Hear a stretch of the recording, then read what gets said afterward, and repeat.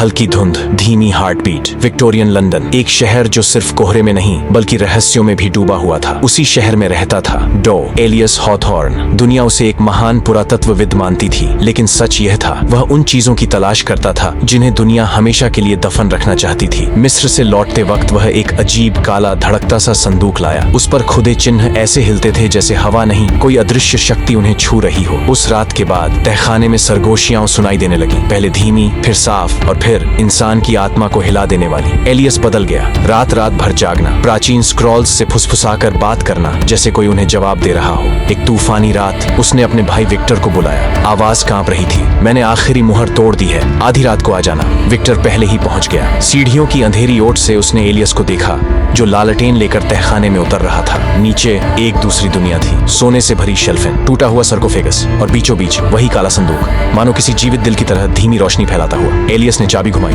संदूक ने मानो सांस ली, जैसे सदियों से सोया हुआ कुछ अचानक जाग गया हो। और फिर आवाज आई, कोई भाषा नहीं, सिर्फ सरगोशियां, लेकिन ऐसी जो इंसान के भीतर छुपे सच को खींचकर बाहर ला दे। एलियस तड़पने लगा। विक्टर भागकर अंदर आया। संदूक के भीतर एक काला दर्पण था जो सिर्फ चेहरा नहीं, आत्मा का सच दिखाता था। विक्टर ने अपनी सारी छिपी लालच, अपने गुनाह, अपने काले इरादे एक ही पल में देख लिए।